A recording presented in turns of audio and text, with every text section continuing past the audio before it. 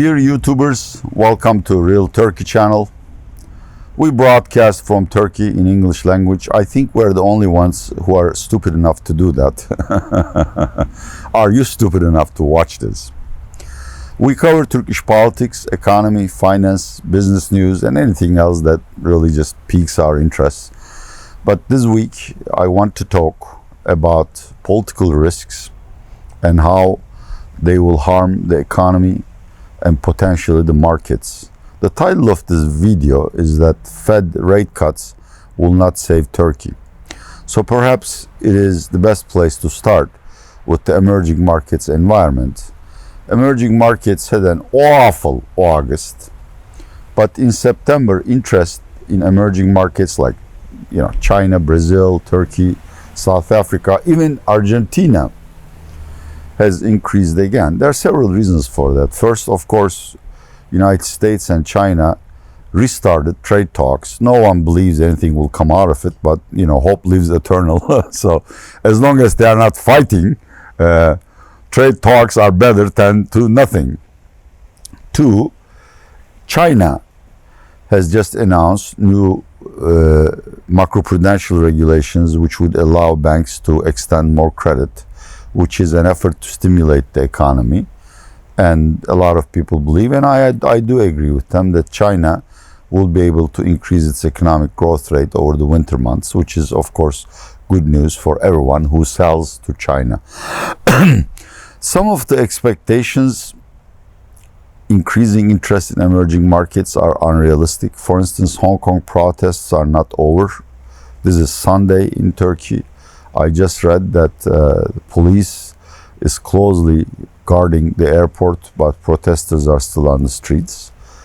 Brexit will not end in an amicable manner. UK would probably resort to early elections, which may produce a hung parliament, which is a British term meaning there would be no single party government. EU is sick of UK, wants to just get it out of its neck, and I'm afraid that unsettled Brexit would further destroy investment sentiment in EU and the Eurozone area. Finally, again, today, Iran declared that it is canceling all of its obligations under the Nuclear Arms Control Treaty, or whatever it's called, which means we may expect new shocks in the energy market. More importantly, I'm sorry, I forgot that. There's an article in Reuters. In Reuters, I couldn't believe it, which says, quoting a White House official, Trump has lost his shit. That sentence is really in there. And apparently he's gone completely ape wire and just doing ridiculous things every day. And to think that this guy is the leader of the free world really scares me. So do expect further shocks from Trump. This is the kind of world we live in, which is really not good for emerging markets or highly indebted, fragile countries like Turkey. As well, we follow the trend or the progress of the Turkish economy, the world economy, through JP Morgan market composite PMI, which declined by 0.3% in August. It's barely at expansion level. World economy slowing down, which is always bad news for emerging markets. The only hope is monetary stimulus from the European Central Bank and the Fed. To be perfectly honest with you, I think short of buying every asset in the market, the European Central Bank can't really use monetary policy to stimulate the European economy. So forget about that. Fed will probably cut once and then wait to see further data and how the trade wars unfold before committing itself to a rate cutting cycle. If I'm correct in my view, that would be a major shock for emerging markets because derivatives markets are currently pricing 4 or 5 more rate cuts from Fed through 2020. If Fed doesn't make a commitment to such a process, I think the bond yields will back up and money would come out of emerging markets like Turkey and go home to the United States. I made this long opening, but it's really just trivial. Even if Fed cuts rates to zero, it's not going to help Turkey because our president, Mr. Erdogan, is on warpath. He is declaring war on everyone, which, as you know, is bad news for investor and economic confidence. He made a historic speech in the province of Sivas on Thursday. Historic in the sense that it's notorious, where he said, and I'm just bullet pointing a very long speech. A, the weak performance of the Turkish economy is caused by traitors, the domestic enemies who hate Erdogan, so he has no fault, which means crackdown on domestic enemies.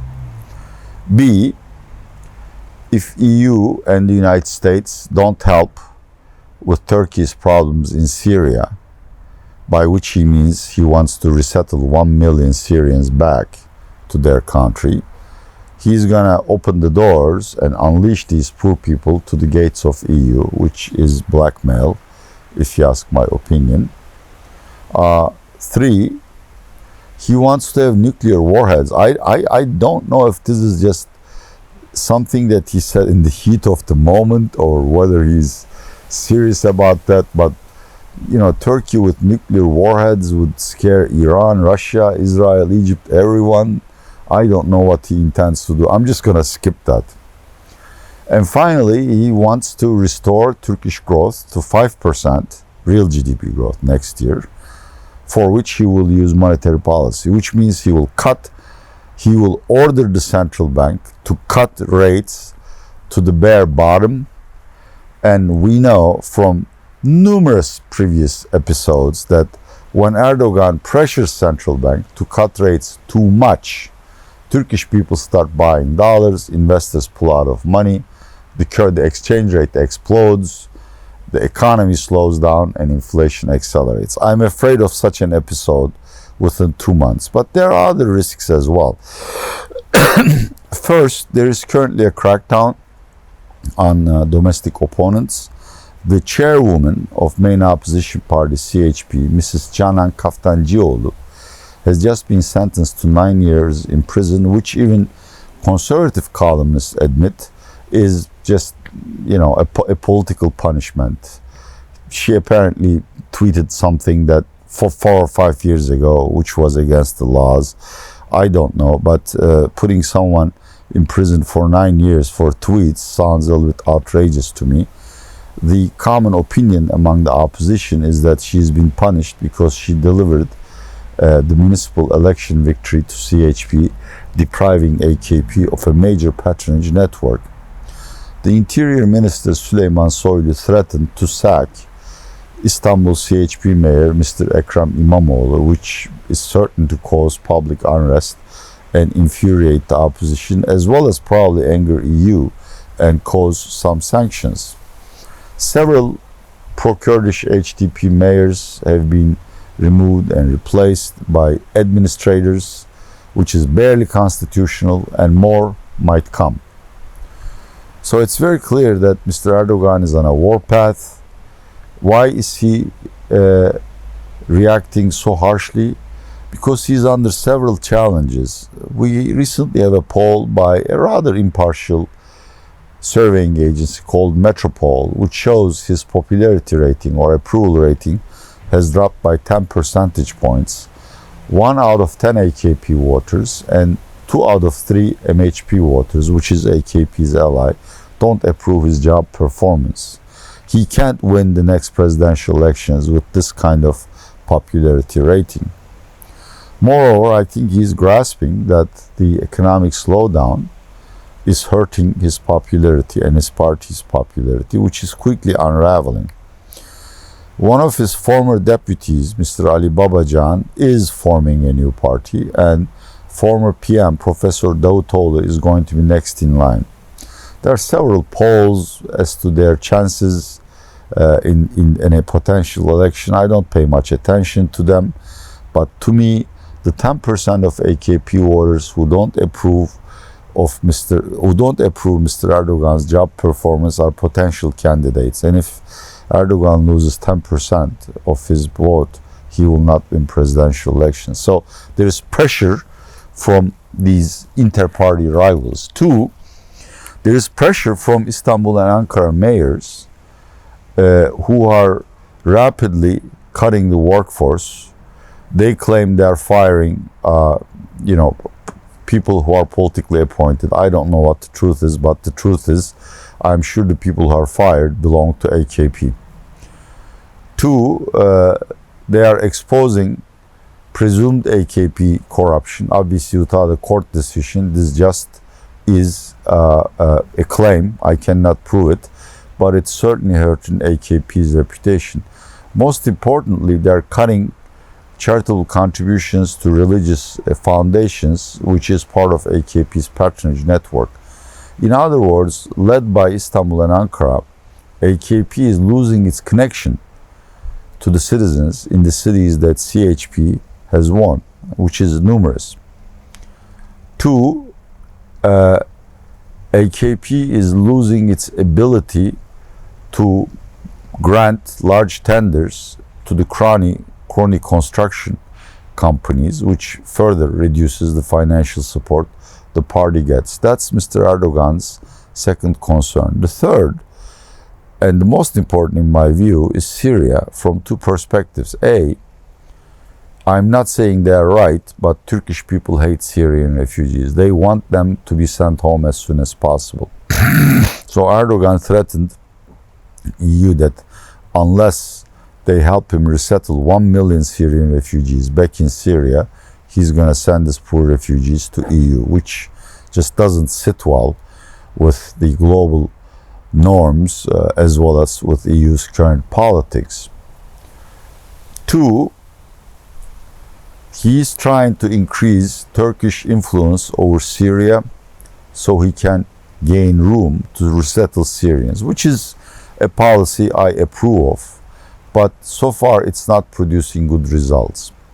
If we divide Syria from north to south by the river Euphrates, to the east are the Kurds, which Turkey wants to be removed from the border because they're affiliated with PKK, which is a truth. And Kurds have to some extent conceded to that demand, but they have not conceded to two important demands of Erdogan. A, the safe zone to be established once Kurds pull out will be under the control of Turkish military. They say no to that. Two, Erdogan will be able to settle any number of Syrian refugees in the Kurdish lands, which they also refuse. They say if someone has escaped from our lands, he or she can come back, but you can't bring people from other sections or provinces of Syria, which stymies Erdogan's plans. So, he's gonna plead his case with Trump in a week or two. If Trump turns him down, Turkey may send soldiers to northeast Syria. In northwest Syria, in Idlib, the situation is even more dire. According to UN estimates, 500,000 or so refugees are huddled up at the Turkish border begging to be taken in. And they are being pushed north by a combined force of Assad and Russian mercenaries supported by relentless airstrikes. Mr. Erdogan has pleaded with Putin and next week will plead his case within the context of the Astana peace process with Rouhani and Putin to allow Turkey to keep Idlib city and the northern part of the province, but that doesn't suit the plans of Assad, Iran, or Russia. The common opinion is that they will push Turkey and pro-Turkey militia all the way to the Turkish border and eventually force these poor refugees to escape to Turkey, which is unacceptable for Mr. Erdogan. I mean, the domestic tremors could be so large that he could completely lose the public's backing. So contrary to international experts, I firmly believe that Mr. Erdogan will defend Idlib city and the northern section of Idlib, which means either a military confrontation with Assad or a breakup of relations with Russia, both of which are extremely costly because Russia will demand a tribute or exact retribution. And of course, military clashes are never good for economic and market confidence. These are the political risks which investors completely ignore, either because they don't understand what's going on or they simply don't care, thinking that Fed will cut interest rates to the bone and will bail them out. If you believe Fed will really cut rates through 2020 and print more money, well, then I suppose the Turkish economy and Turkish markets are safe. But if you don't believe in that, then Erdogan will have to do something to stimulate the Turkish economy and solve Turkey's Syria problem. The first would require excessively low central bank rates, which would lead to a depreciation of the Turkish lira. The second one may involve potential military action in Syria, which would annoy not only Turkey's Kurdish citizens, but Russia and the United States, either or both. So no matter how you look at the situation, it's extremely fragile. I am not in a position to make an investment recommendation. This is just a viewpoint. But unless you have faith in Fed's generosity and Mr. Erdogan's pragmatism, Turkish economy, you have to accept the possibility of Turkey entering a new recession and Turkish markets being shocked by a new wave or a sell-off. I just require caution from you.